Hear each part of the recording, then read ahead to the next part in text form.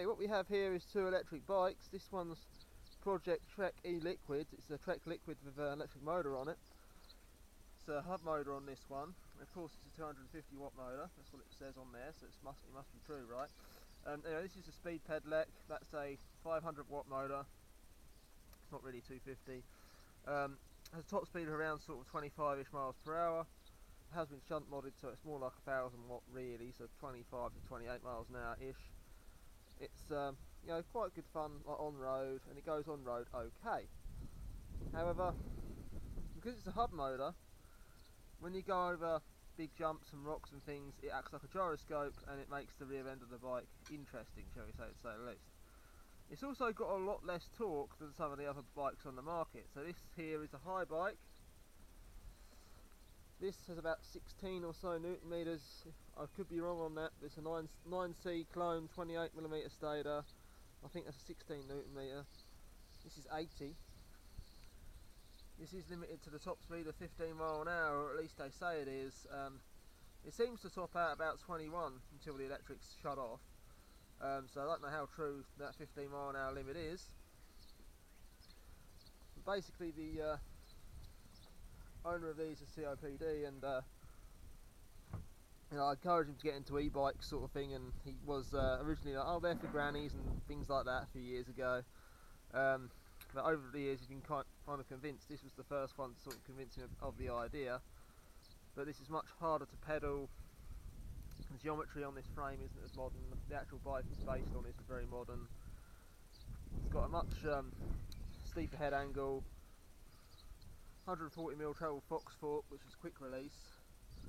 Rear end would have been quick release originally, but of course now it's got the motor bolted to the frame.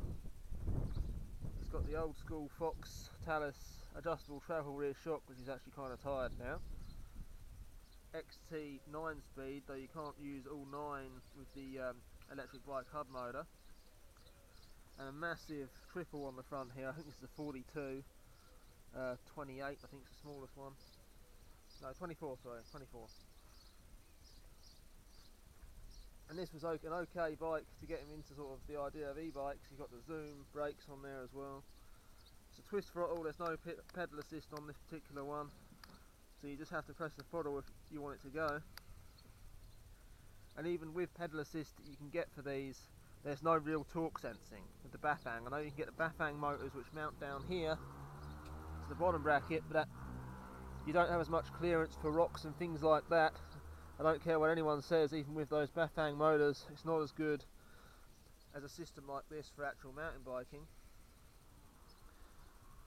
So, we move on to the Haibike then. What is the actual difference? Well, other than the price, of course.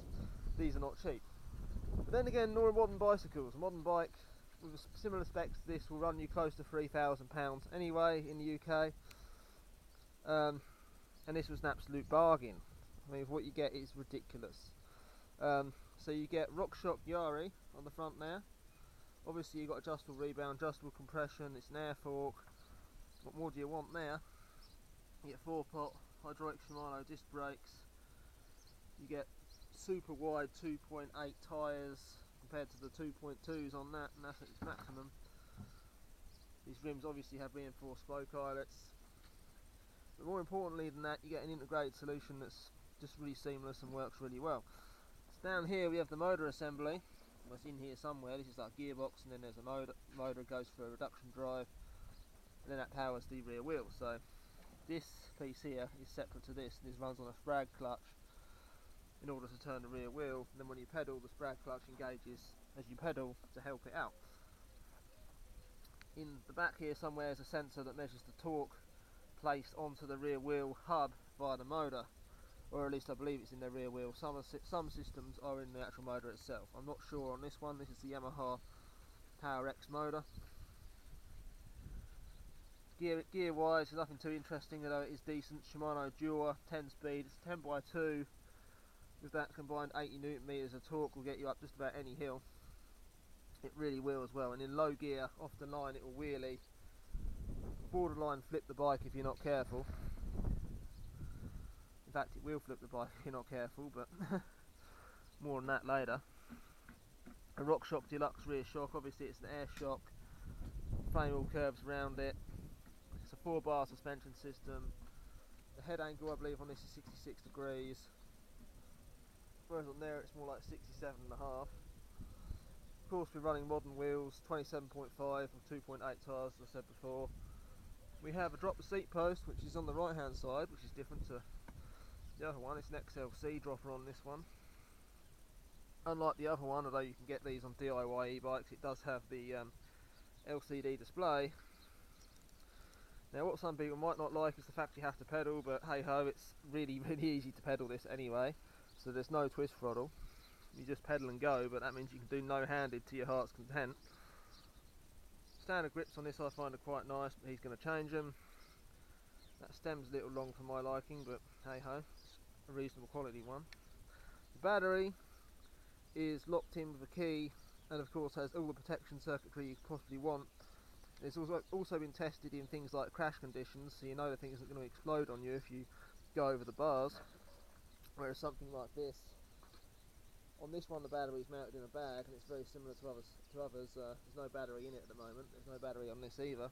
Yeah, just mounted in a bag, one of those soft case batteries, which, you know, they can be of unknown quantity and quality, certainly. So at least with something like this you know you're safe and nothing's going to happen. But yeah, it is an absolutely brilliant bike. Oh, it's also a lot lighter than what most DIY builds would be. It's a lot lighter than this thing. It's about 20 or so kilos, 23 I think it is for the battery. Of course you can get lighter ones, but they're more money. And you get ones with smaller batteries, but then you've got a smaller battery, who wants to deal with that? Right, that concludes the video on the differences between these two. See you later.